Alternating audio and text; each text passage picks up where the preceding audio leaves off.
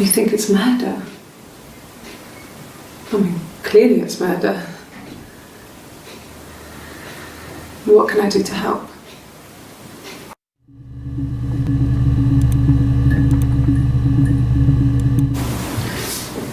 Yeah, that's me. But February, I mean, that was months ago. What's that got to do with Simon's murder?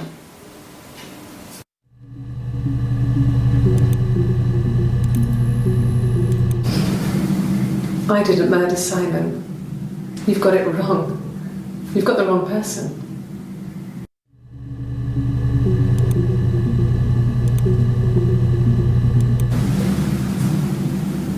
I'd like to speak to a lawyer now. Please. You have no murder weapon. You have nothing. And all these stories we've been telling each other, just that. Stories.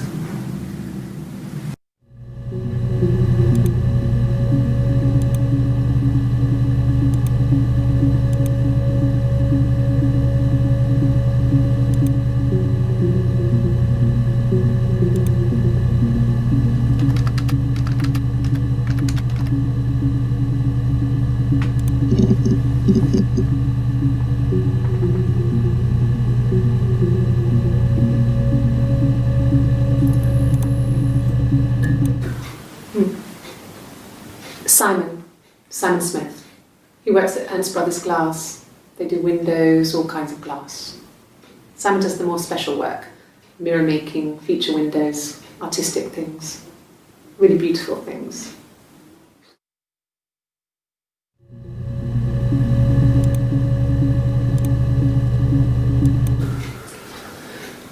Simon is 6 foot, darkish blonde hair, average build.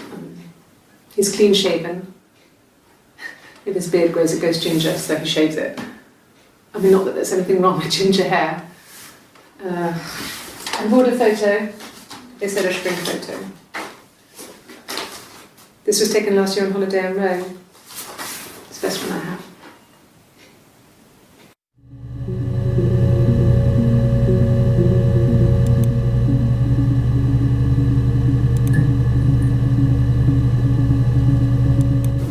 It's the Rockington Arms, The Rock. It's run by a nice couple, Peter and Susan. There's some other regulars there that Simon likes to drink with, and the barmaid they're having sometimes, Helen. Peter said Simon had been in and had a few drinks.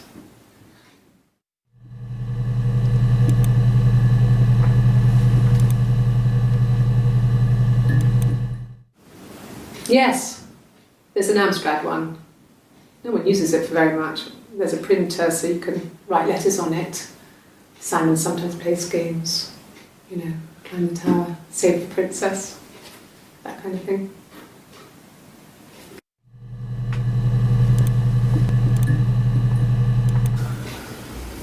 Simon isn't the type to run off or do anything crazy. Someone must have done something to him, or there must have been some kind of accident. So what do we do next?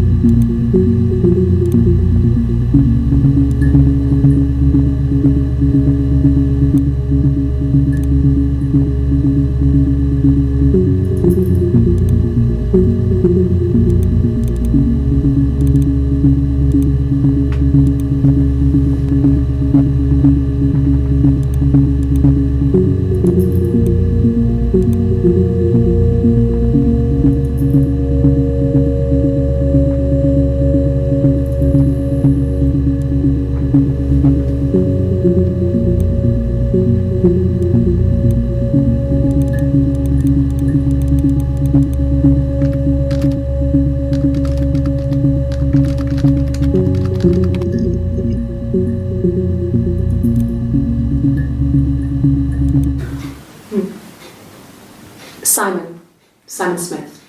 He works at Ernst Brothers Glass. They do windows, all kinds.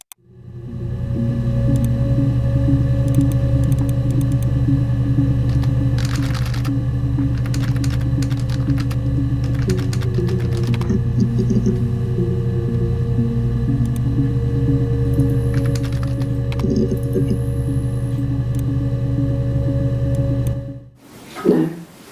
I think he spoke to Helen. She said he was upset about her argument, but I'm not sure what else he said. He likes Helen. He likes blondes.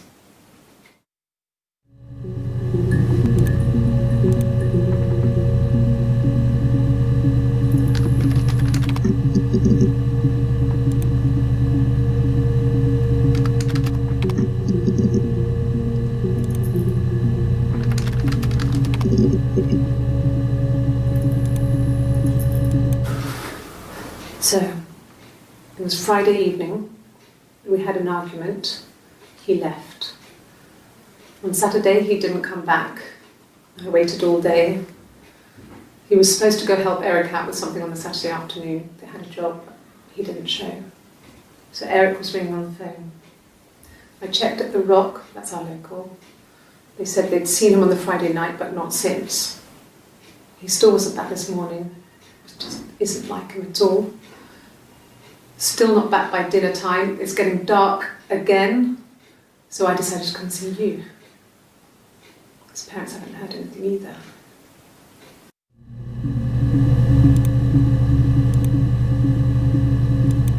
Oh God, I don't know. I mean, I guess the Rock. We've spoken to everyone there. Someone must have seen where he went. I don't know. So many things could have gone wrong.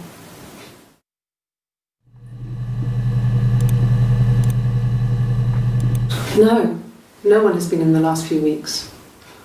We had a plumber come in 3-4 weeks ago. Someone Simon knew from the Rock.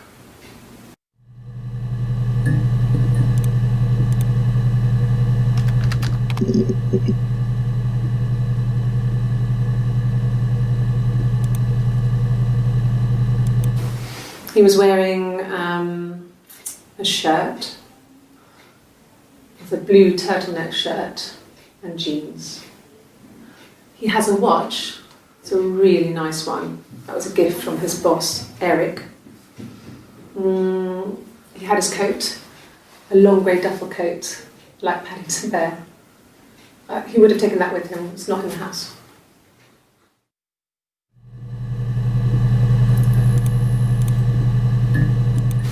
Yes, there's a car that we share, a Cavalier, and a van he uses for work. It's owned by Eric, but we look after it. Both of them are there now, parked on the street. I'm not sure about the keys for the van. I can look for you when I get back.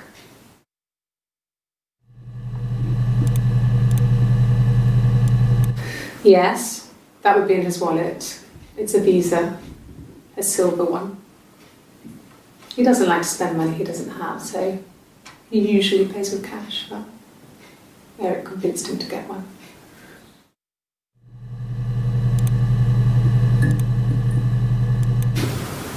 Well, Eric was like an uncle to him. They were pretty close. They spend a lot of time with each other, especially when they have to go to conferences. Have you met his wife, Diane?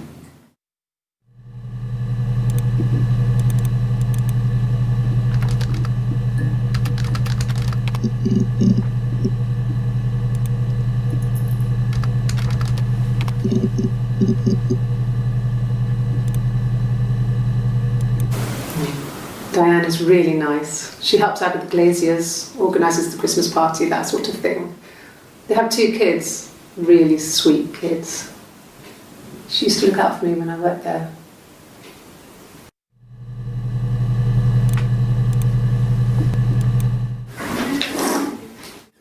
Yeah, that's Simon's watch. It was a gift from Eric. He got it this year. It was a wedding anniversary gift. Steel. It would have been Diane who chose it. She has really nice taste. That time, it must eliminate me. I was in Glasgow then.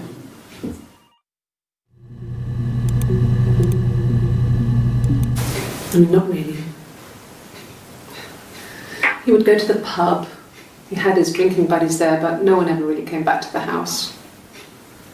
Sometimes Eric, his boss, and his wife would come over for dinner. That would be us returning the favour. Diana's a really good cook, into her trendy ingredients. And the last time Simon cooked something off MasterChef, he got the recipe off CFAX, and I did my Lloyd Grossman bit, commenting from the sidelines. I had to find fennel from the supermarket. Have you ever eaten fennel?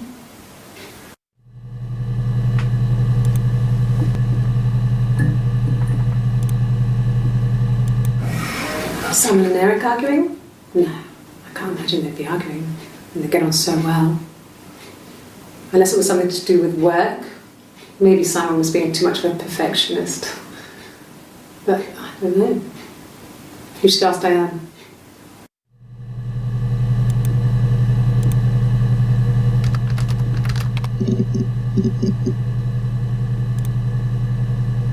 So I got in the car and I drove. And just kept driving north. Just kept going, just wanted to get as far away as I could.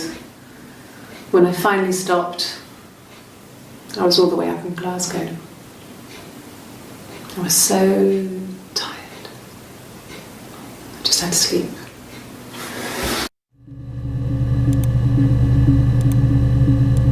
Yes. I got to Glasgow, I was exhausted, so I pulled over and slept in the car. I woke up because a rubbish truck went past. I got some petrol, bought a coffee and a pastry, tried calling someone from a payphone, and then headed back.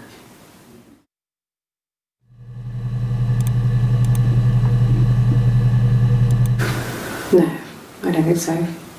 Glasgow was deserted that early in the morning.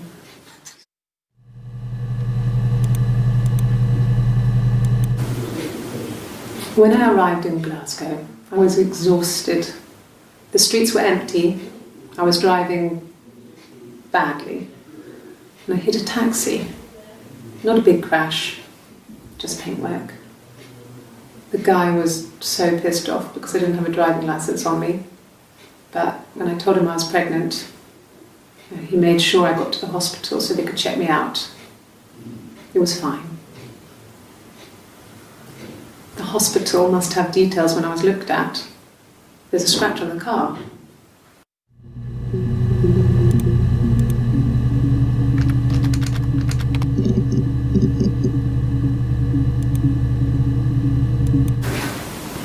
I got pregnant. Both our parents had a big powwow. We weren't even in the room. And they decided we should get married.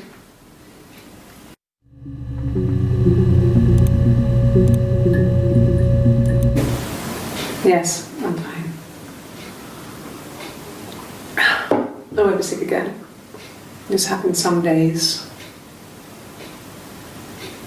I'm pregnant. It's morning sickness.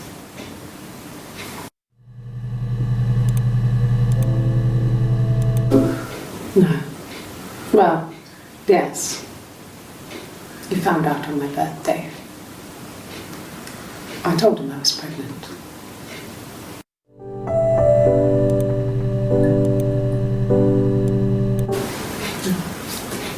It's Rapunzel. The story starts when she's born. Mother Gothel, a witch, takes Rapunzel from her parents and keeps her locked up in this tower. Rapunzel gets pregnant by the prince, and Mother Gothel is furious, so she cuts off her hair and throws it. Actually, her hair's already short here, so that's already happened. So she throws her into the wilderness, and Rapunzel is reunited with the prince, who's blind. But she kills him with her tears, and so it's a happy ending. Is that too much?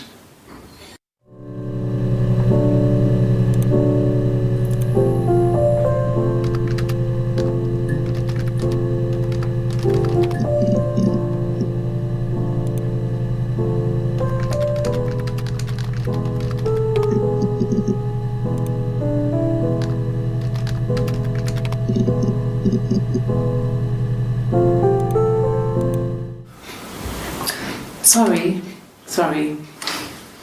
The picture, the way it's drawn, just reminded me of the books we used to read as children. I read those fairy tales over and over, and they were so real to me. Rapunzel was my favourite.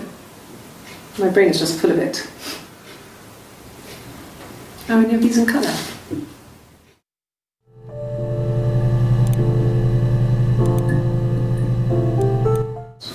Did I pass? Sorry, I messed it up with all that Rapunzel stuff. Do you need me to do that card again?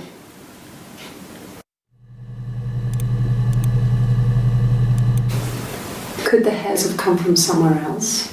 I mean, could they... We have a lot of dolls in the attic. There's a Rapunzel doll with long blonde hair. Could they have come from there?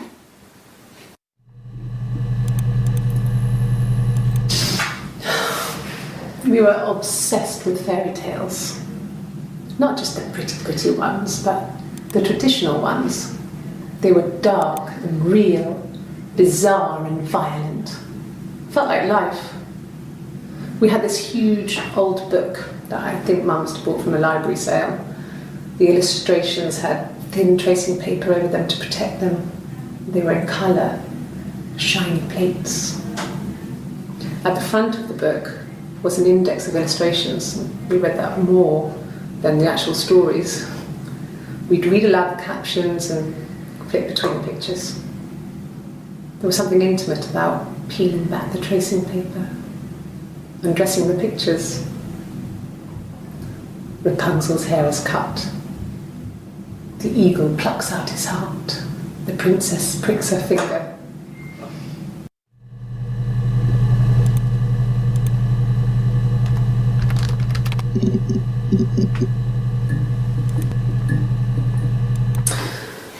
This other person doesn't exist.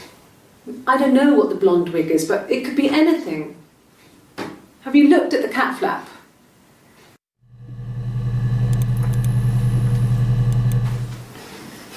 You want me to play something? Well, I'm not the world's greatest guitar player. Okay. Probably needs tuning. No, it's okay. How about a traditional ballad? Should be right up your street.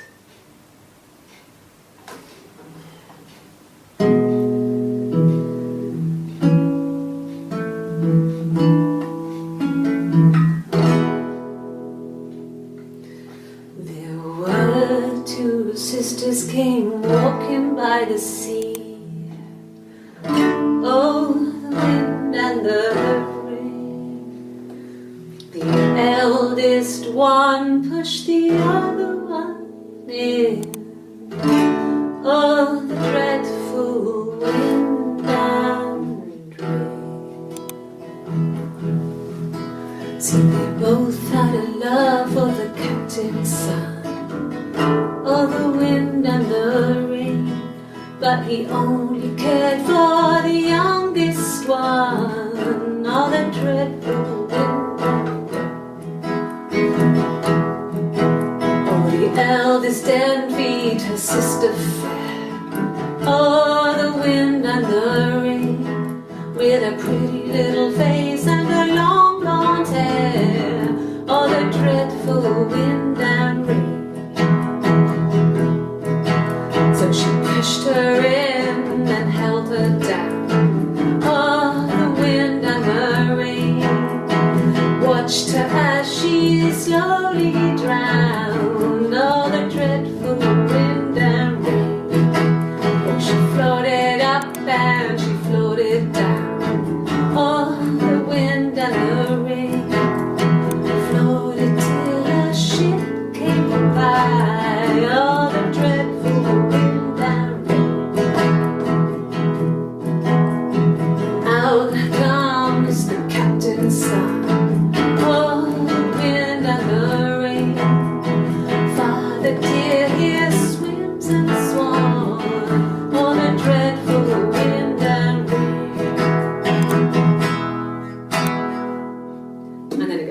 So I think that's a good place to stop.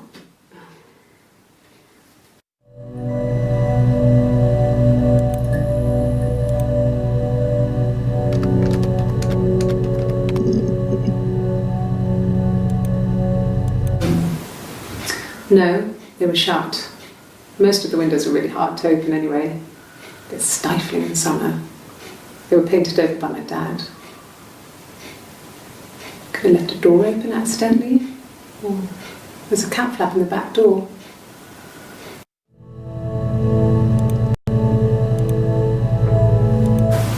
No cat. My parents had a cat before they died called Domino. It was this little black thing with white dots. And we never did anything about the cat flap, but if you were thin, you could maybe squeeze through it.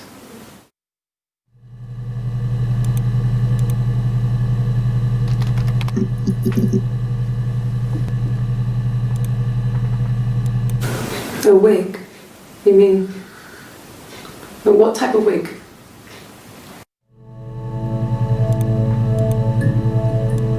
No, I've never worn a wig. What kind of wig?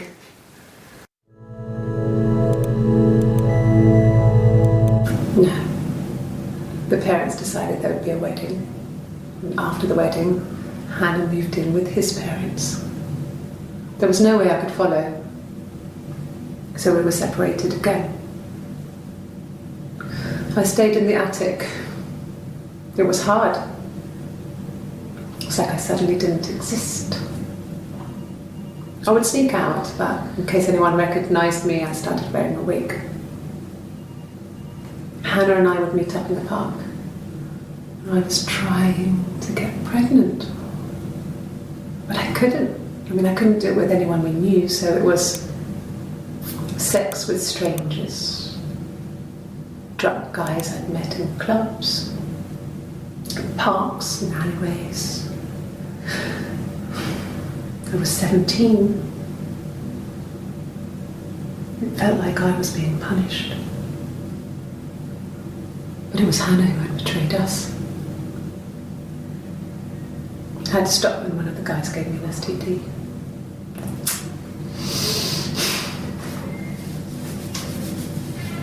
When we met up, it was disturbing. For the first time, my reflection, she didn't look like me. She was fatter, flushed. If anything, I was getting skinnier. I found it hard to look sometimes. We talked about what to do. Was it time to become our own people? I mean, that seemed like the right thing to do, but neither of us wanted it. We agreed that her and Simon would get their own place as soon as possible, and then I could move in. And that was the plan.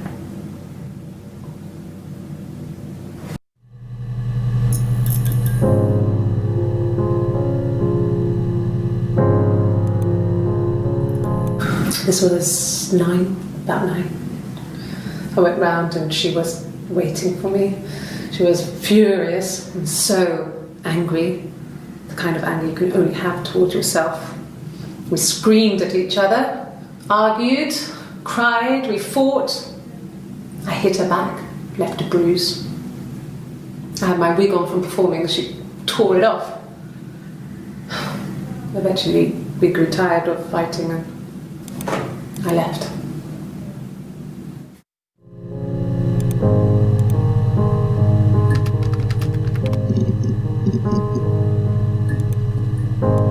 My name is Hannah, H-A-N-N-A-H. It's palindrome. It reads the same backwards as forwards. It doesn't work if you mirror it though, it's not quite symmetrical, but well, I mean, you get the idea. Sorry. Hannah Smith, I live at 31 Gladstone Street.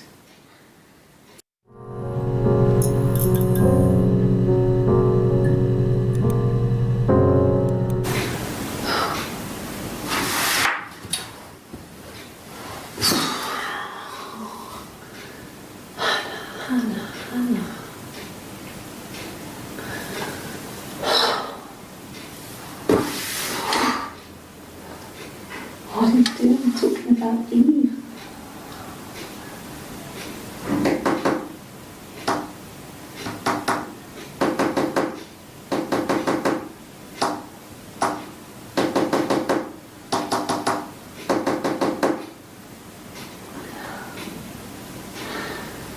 Poor Simon.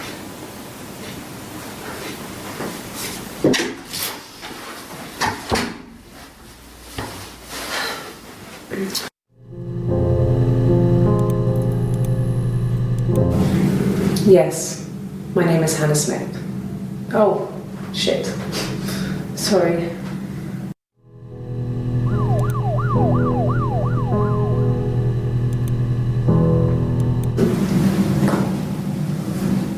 Across the road, where my parents first lived there, was a midwife called Florence.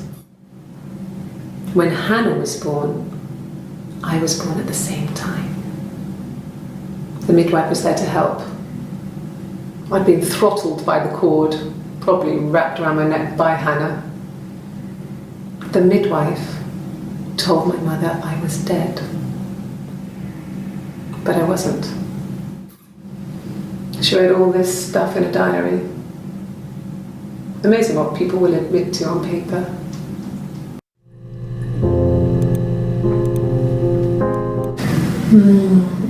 She recognized me from the window.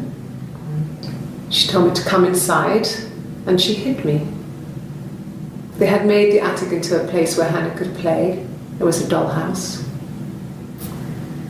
She hid me up there. No one else ever went into the attic. It was her place.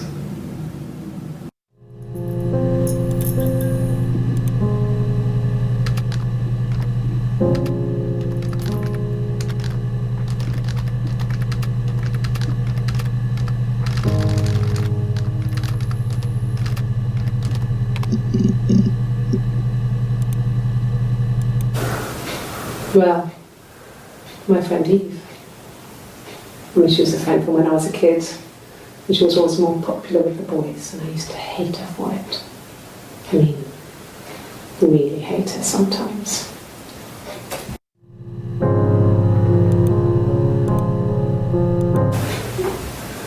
Yes, we'd fight. We fought on the beach once, and I held Eve's head underwater. There was no one else around. It was at the far end of the beach, and I held her head under, and I kept it under. And for a moment, I just wanted to kill her and watch her drown.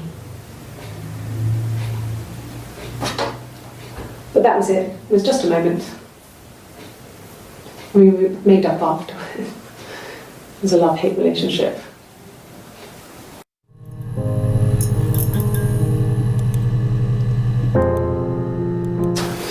A police station.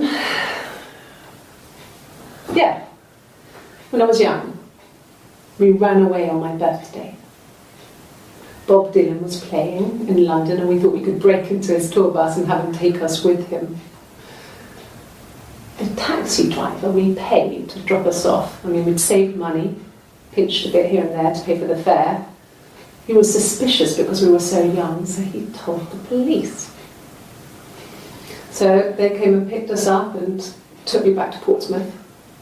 My mum picked me up from the station. But I blamed everything on my friend Eve, so my parents let me off.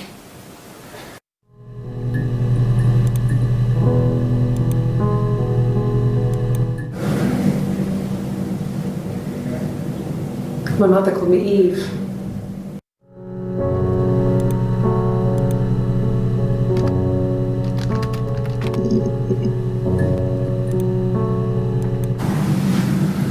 Florence took me home with her.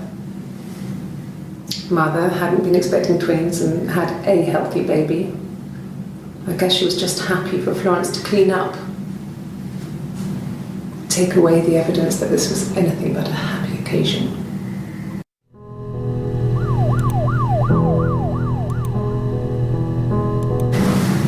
Florence raised me in her home. I never left it. She kept me out of sight. It wasn't odd for people to see a midwife with a baby, carrying in supplies, washing nappies, that sort of thing. I never knew any different.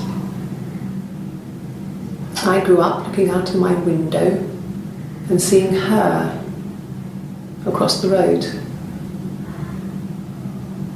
I thought it was like a reflection in the mirror. She was me.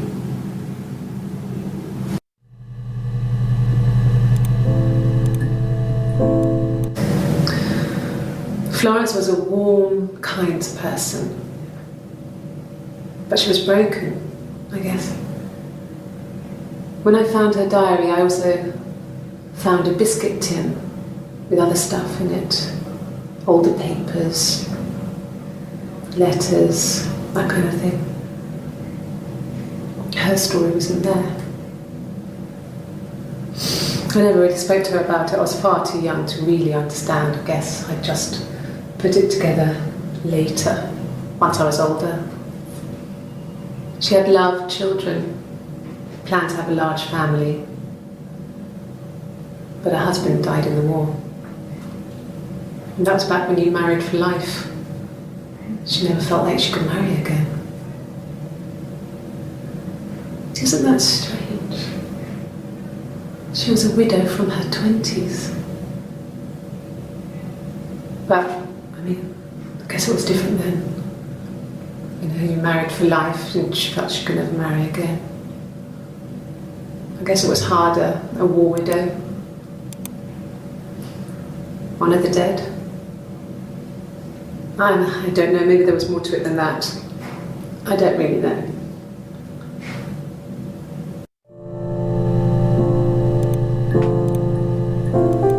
No, it was just me and her. Eve was the name they were going to call their first child. They talked about it and were going to try when he came back. Florence's family had a history of firstborn girls, so they were convinced it was going to be a girl. It's hard to know if this is all true. These are stories I remember, that I read when I was a child. Maybe I misread, maybe I misunderstood.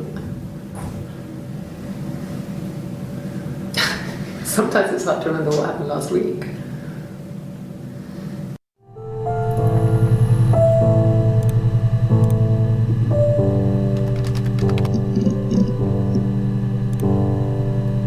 No, he doesn't keep a diary. That's my thing. I've kept one, well, as long as I can remember, since I was a girl. It helps make sense of my day. And when you're forced to put something into words, it just gives you perspective. Everyone's on the same page.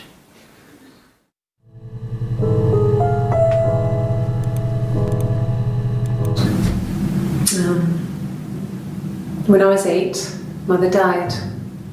She slipped down the stairs. It was an accident. I had read a diary at that point and I knew she wasn't my real mother. So I burned the diary that day and I left. Walked out and across the street.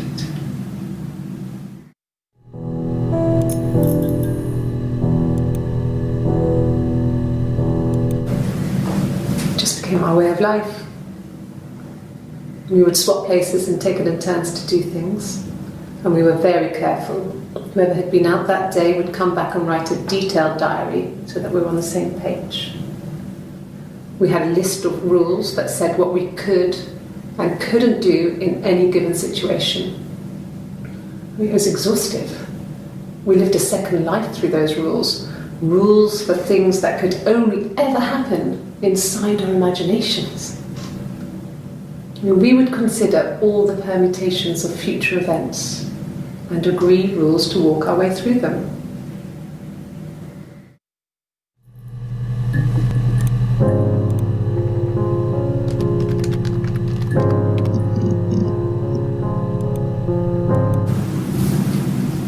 Her story is that she'd waited for him to come back.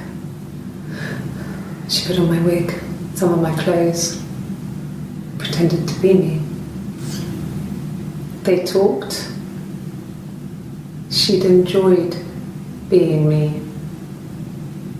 He said he wanted to be with me. Then he took out a present. Another mirror. Just like the one he'd given her earlier. That unique present. She went crazy, smashed the mirror. They argued, screamed. He hit her. So she grabbed a piece of the mirror and just swung it round. She cut his throat clean open. She'd only meant to scare him off.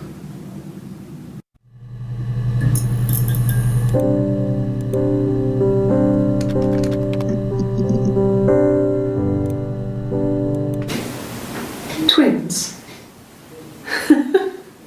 Really? Are you really asking me that question?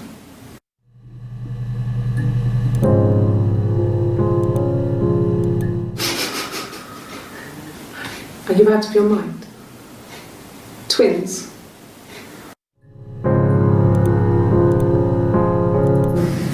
There were always princes and princesses.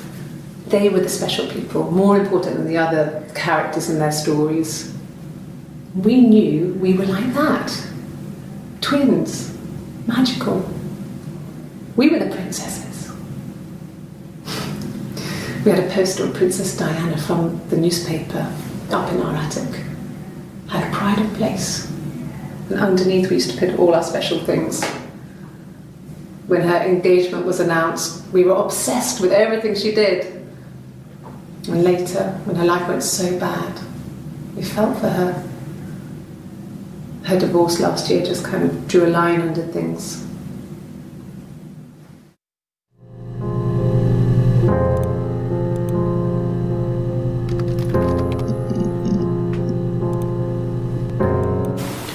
It wasn't the present so much, it was one of those arguments that had been simmering for a while. The present was a mirror, a nice mirror. He'd engraved the glass, the kind of mirror a princess would have in a story. He made it specially for me.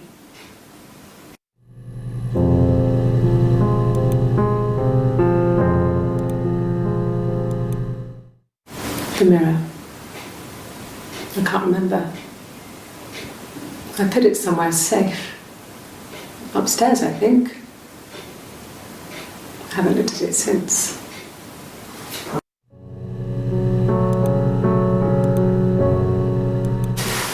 Silverleaf? No. He normally silvers them properly. This mirror, it's supposed to look antique. The reflection isn't as good. It's the perfect mirror for someone who doesn't like to look at their own reflection.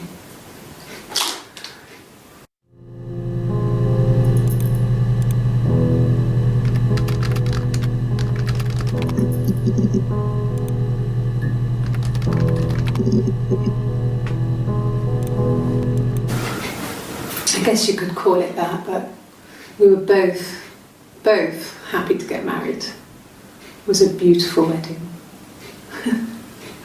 We had our first dance to Come Back and Stay.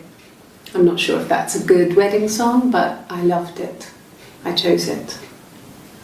I mean, it was genuinely our first dance. We'd never danced together before.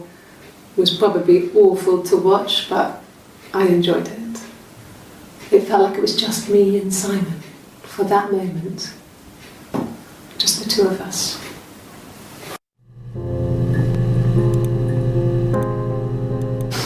We spent the wedding night in a hotel in Brighton. It would have been too much to do more. We were saving for the baby. It was wonderful to be in a hotel, away from home, just alone together. Since then, we've always tried to get away for our holiday.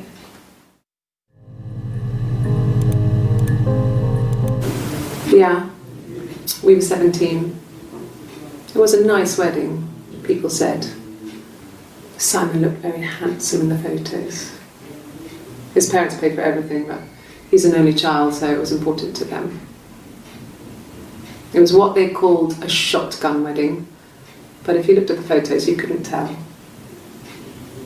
The dress was beautiful. It looked like Princess Diana's. The training wasn't quite as long though. There's a great photo of the bridesmaid helping to carry it out of the car.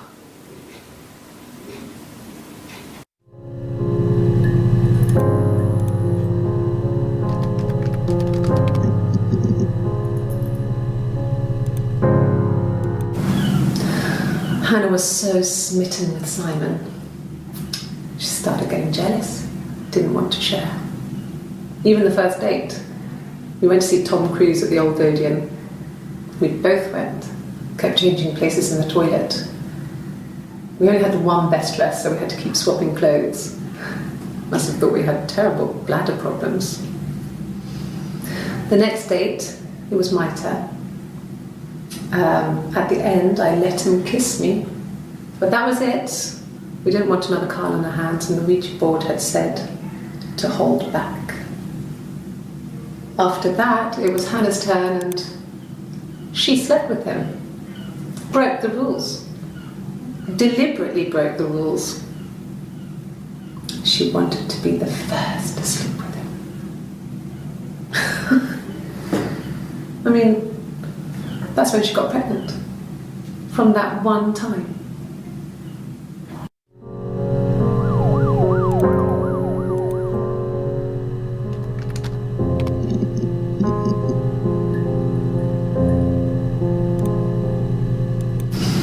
Differences? She's a better driver than me. She passed the test for us. I tried to take it and nearly crashed the car. Learned that you can't rely on confidence to get you through everything. She is the shy one. She was especially shy around boys. If Hannah liked a boy, I would have to pursue him.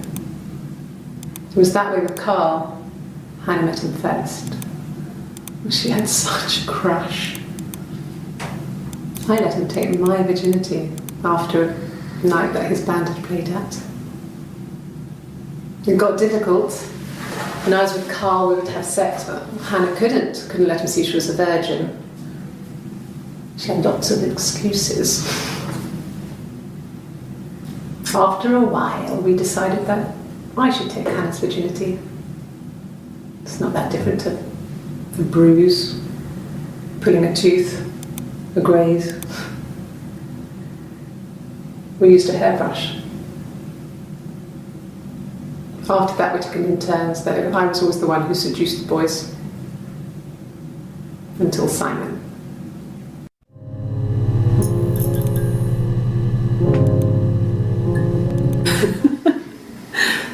Was he my first? No need to be so coy. No, he wasn't my first. That would have been Carl. He was a local boy in a band. He was a bit of a shit. But he was sexy. We were 15.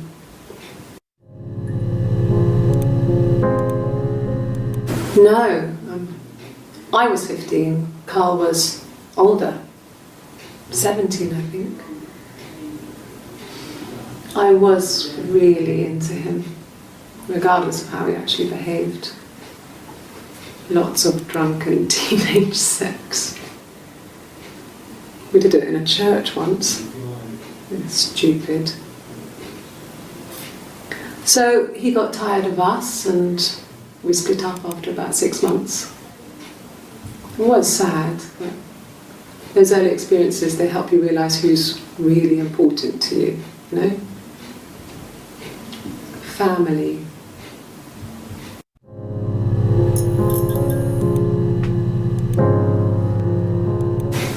Family.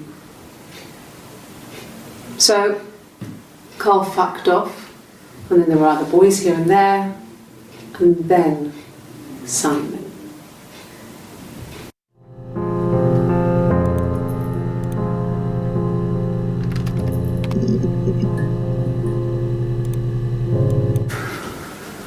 We couldn't afford our own place. Simon dropped out of school, went full-time at the Glaziers.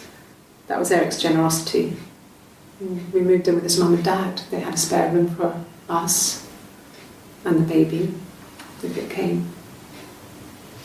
It was a nice change, time to myself, living there for those months, full of hope.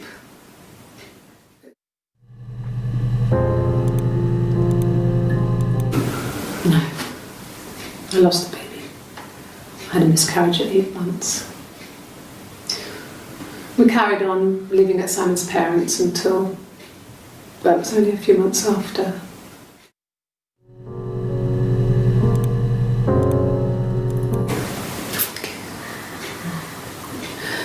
It was after dinner.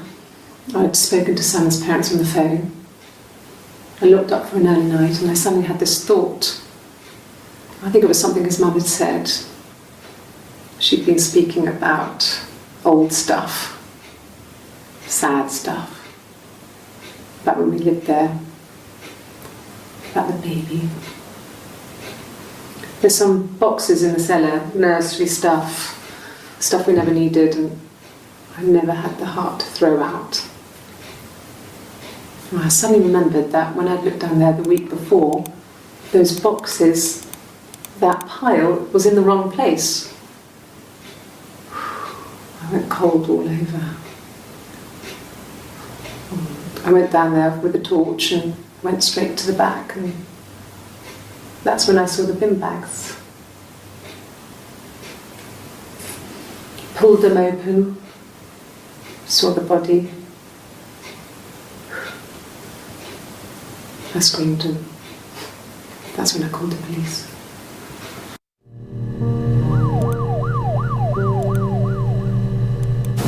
Yes. It was a shock to him. I mean, we never thought it was possible. I don't know what he... I mean, I hadn't decided whether to keep the baby. I wasn't really ready to talk to him about it.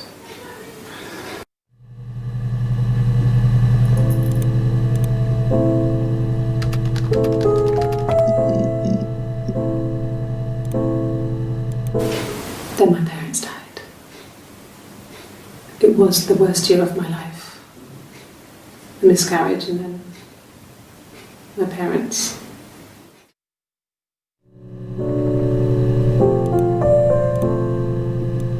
Yeah. They'd gone to bed feeling ill, thinking it was flu or something. The neighbour called me, I had to use my key to let them in. We found them dead in their bed. And they'd been there for days. No one had noticed. Just awful. It was so soon after my miscarriage, the worst year of my life. I'd been so happy to get married, and after that it was just like, fuck.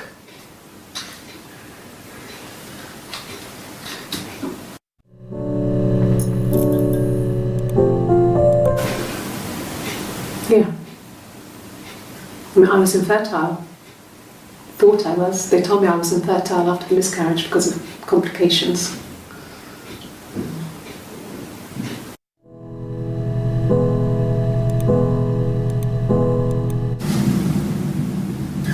Hannah had a miscarriage. This was late in the pregnancy, and it left her infertile. Felt like the universe had corrected its course. We were aligned again. But Hannah and Simon were still living with his parents. They were married. Simon had a job at the Glaziers now. Eric had given him a full-time position after he left school. And then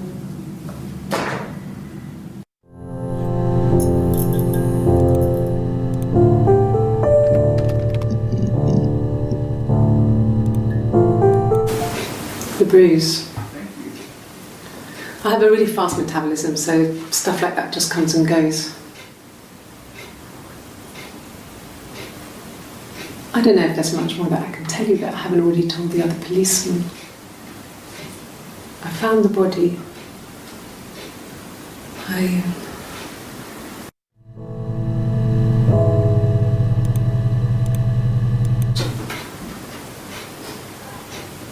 His body.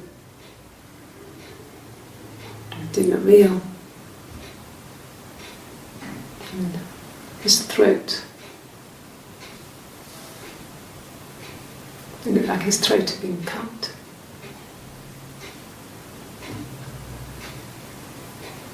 And I didn't see his glasses. He has these thick glasses.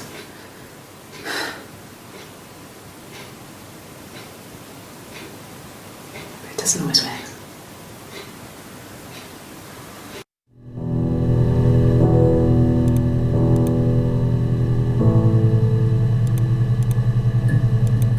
Can you imagine? I tried to get pregnant too, but It didn't happen. I slept with so many boys, men. My body refused.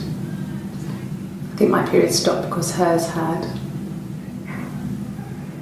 I was pretty ill. I mean, how could we stay the same now? Felt like Hannah had really fucked things up. Set us down separate paths. We had become different.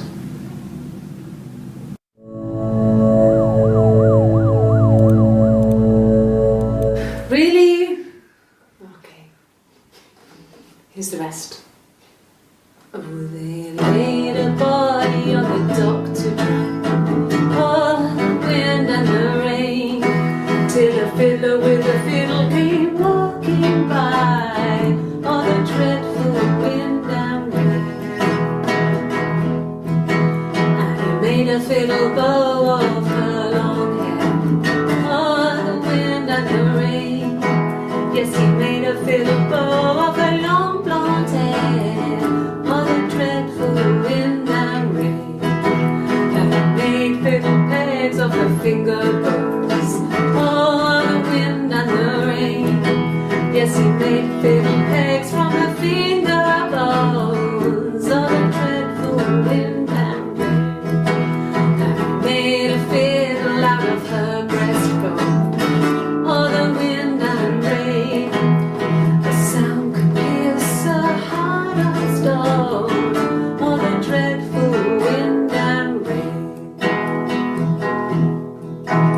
But the only tune that the fiddle could play was oh, the wind and the rain. Yes, the only tune that the fiddle could play was oh, the dreadful wind and rain.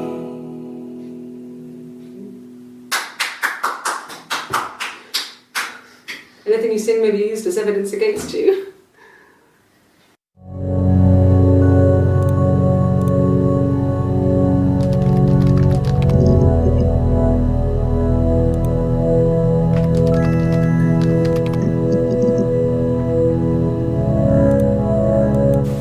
Rehearsed?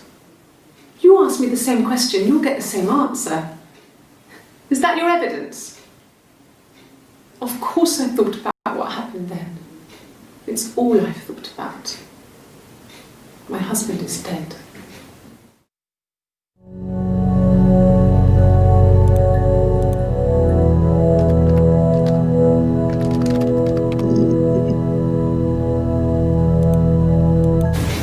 I haven't been into work.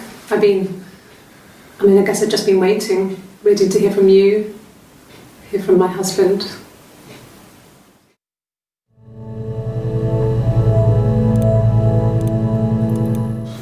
When you suspect someone of murdering their husband.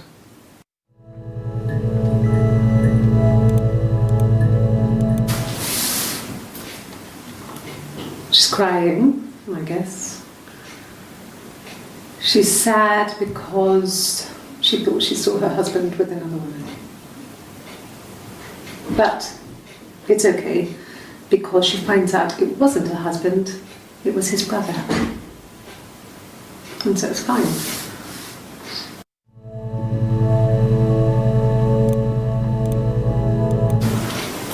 I thought it made me sound suspicious. It's not a normal thing to do, to drive to the other end of the country. I wanted to keep it simple. I know it was stupid not to tell you everything. Saying I spent the night in Glasgow when my husband went missing, I thought it would, distract you from what was important. It's different now. Now he's...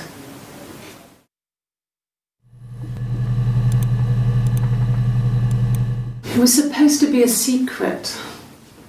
Just because Simon is dead doesn't mean I have to give up all his secrets. It doesn't have anything to do with what happened to Simon. No one murdered my husband because he cheated his expenses for a romantic weekend in Oxford.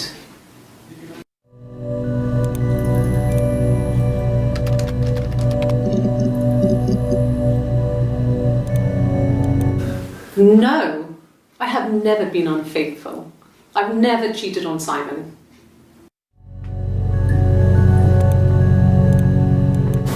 Have I ever cheated on Simon? You asked that question yesterday.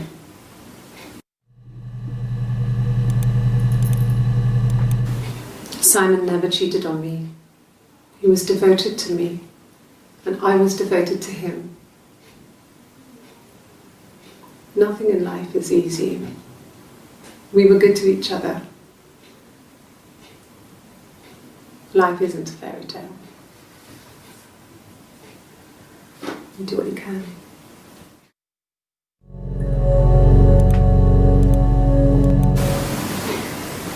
You're reaching here, and I don't know why. No, I've never cheated on anyone. I've never taken anything from anyone. Simon is dead. But I have my baby to care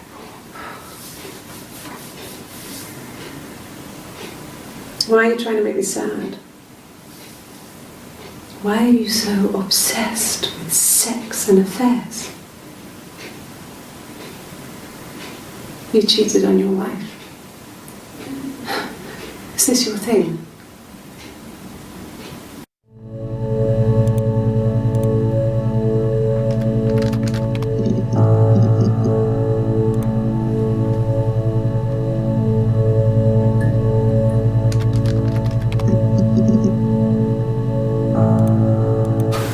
When will the police let me back in the house? And they let me take a bag of clothes with me, but...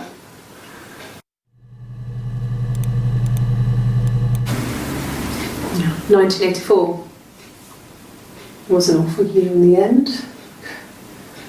We were living at Doug and Eleanor's. I lost the baby at the end of spring and my parents died in the summer. It was a hot summer, a heat wave. So when they discovered the bodies, it was just awful. Because of the circumstances, them dying together like that, they brought in a lot of police. A forensic entomologist. I had to look that up. It was because of the heat. It was just awful.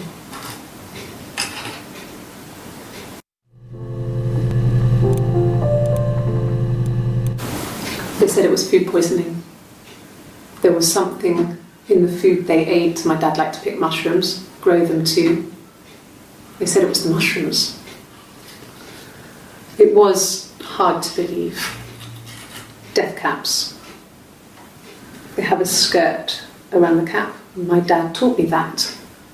But, the police had no reason to think it was suspicious. They lived alone.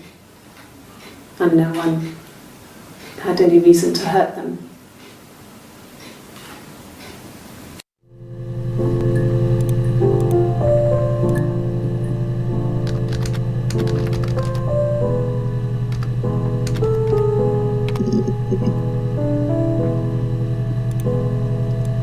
Yeah, I've been round to Doug and Eleanor's and they're very worried. I feel sorry for them.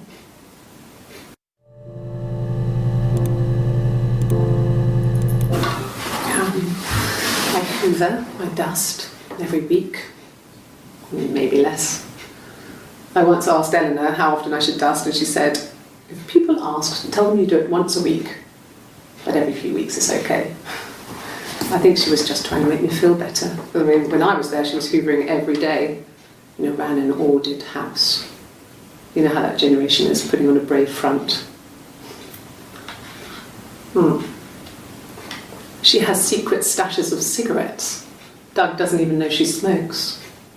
When I was there, I saw her. She has these sort of porcelain vases, ornamental, next to the Reader's Digest books. Cigarettes inside. And she still has them. Last time I was there, I looked in a vase. There was a fresh pack. All those years of marriage, and she still has a secret like that.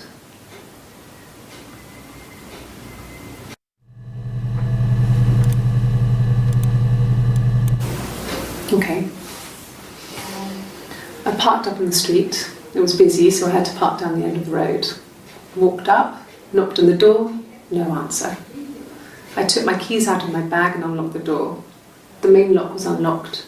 You can tell because the key doesn't turn when you try to turn it to the left. I walked in, Simon's coat wasn't on the peg. I couldn't see his shoes in the shoe rack. I shouted out. I walked straight into the kitchen because he usually sits in there to have a cup of tea and read his paper, but he wasn't there. I touched the kettle, it was cold. I looked quickly in the living room, nothing. So I walked upstairs to the bedroom and he wasn't there. I didn't search for him because it was pretty clear he wasn't there. I had a shower. The phone rang whilst I was in the shower. I didn't answer it. I think it was Eric. Then I was just exhausted. So I lay down on the bed and I fell asleep, though I didn't mean to. I woke up a couple of hours later and I was surprised to see no one in the bed next to me. And then I remembered where I was and what had happened. That's when Eric called again. This time I spoke to him. Then I called Doug and Eleanor. And then I decided to come and see you. That enough?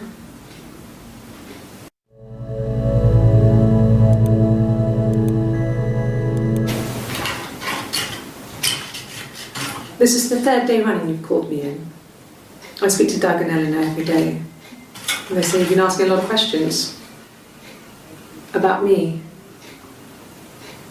Should I be worried? Am I a suspect?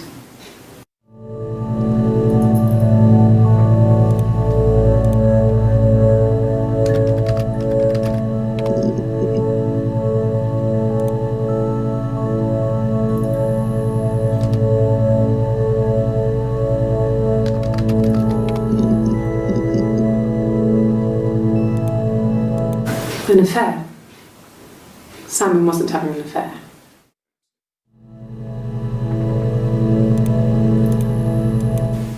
And what did your wife do? She didn't kill you. You think I killed Simon because he was having an affair? Well, I didn't kill him.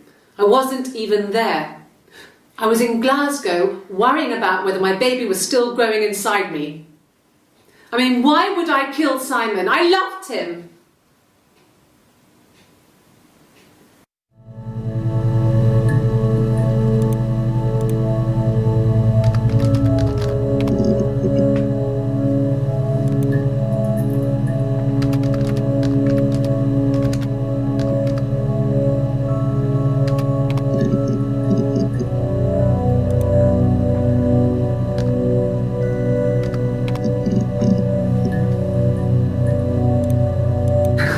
We loved our cat, Domino. He had this little bell around his neck to stop him from killing birds in the garden. And we used to write each other notes and put them in the bell, and we could send them to each other.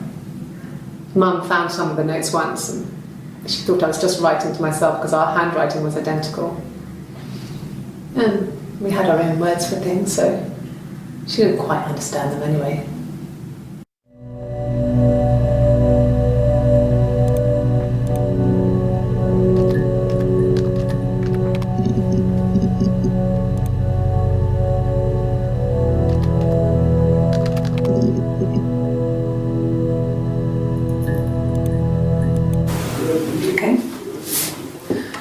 There's a girl and she's staring out of the window.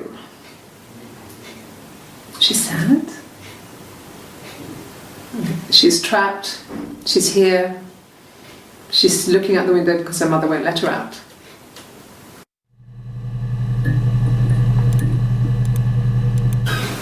I would have been a good mother. I was young, but I would have been a good mother. She was a girl, by the way. The baby. We were going to call her Sarah. Simon wanted to call her Ava after his nana, but I didn't want her to have a symmetrical name.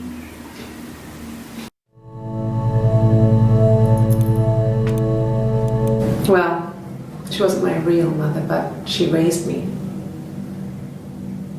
Do you want to hear the story? It's a real life fairy tale.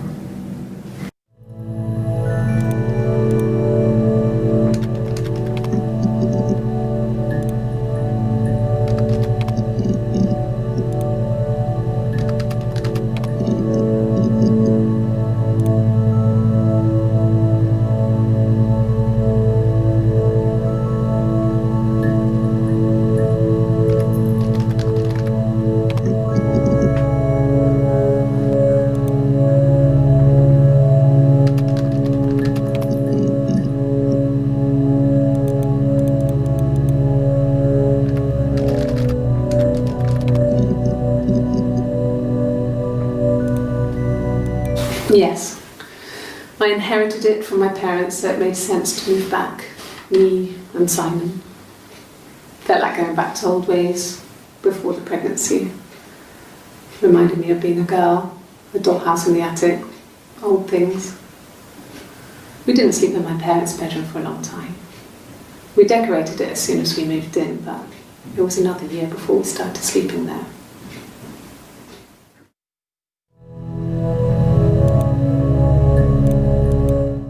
Yes, I read a lot as a child and watched lots of TV. Then the doll's house we still have in the attic. It's kind of a fairy castle. We used to play out there and make up our own stories. Yeah. I'm not sure where the dollhouse came from. I don't know if it was given to them or they inherited it. I mean, they wouldn't have had the money to buy it. It was so huge. It must have been taken up to the attic in parts and then reassembled up there. It's a beautiful thing. Wallpaper to scale, little furniture, the lights work, mirrors, beds, big duvets and pillows. We spent hours and hours playing in it, invented all these characters and families who lived there. We wrote paperwork for them all, passports, diaries, and gave them all really elaborate stories. Once, a moth got trapped in there. We'd left a light on. It was making the most horrendous noise. We tried to kill it, but it was tough. We ended up crushing it under a copy of the Arabian Nights.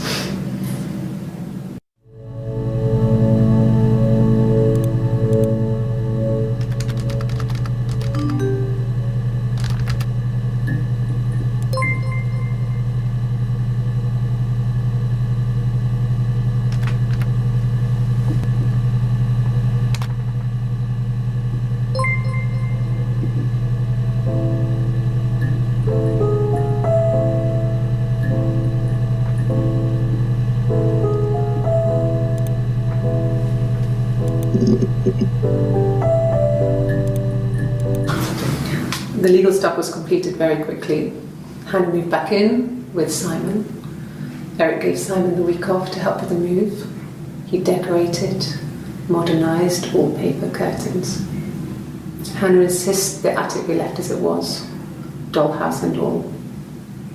Simon never went up there.